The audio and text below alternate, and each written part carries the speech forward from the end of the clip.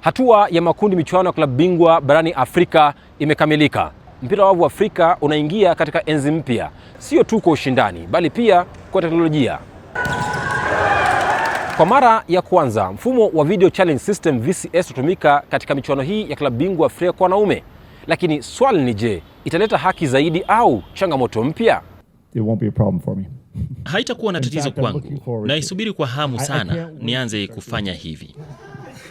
I think it is always good to have. Ni vizuri mchezo uwe na vitu vipya. Ulaya wanatumia pia. In Europe that is what they use. Itasaidia sana. My position sina shida nayo.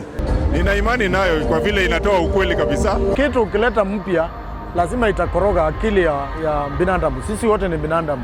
Kwa hivyo hii ni process, itashika polepole. Mfumo huu unaruhusu timu kupinga maamuzi ya waamuzi wa kutumia video, kuongeza usahihi kwenye pointi muhimu.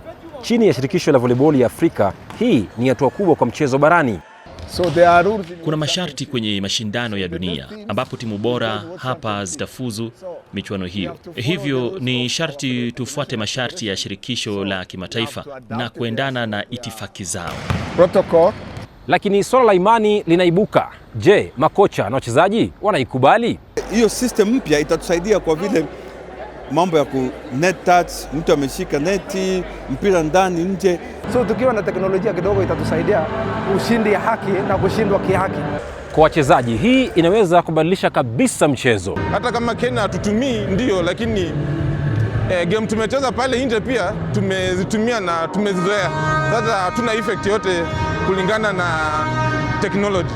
Lakini nyuma ya maendeleo haya kuna swali kubwa, gharama. Je, Afrika inaweza kuendeleza teknolojia hii?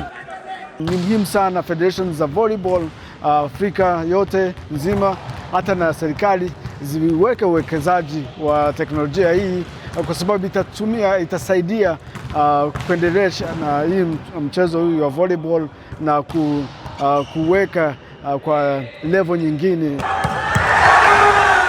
Kwa mara ya kwanza Afrika, teknolojia na vipaji vinakutana. Lakini je, huu ndio mwanzo wa enzi mpya mpira wa wavu Afrika au ni jaribio linalosubiri majibu? Jason Sagini kutoka hapa Kigali, RFI Kiswahili.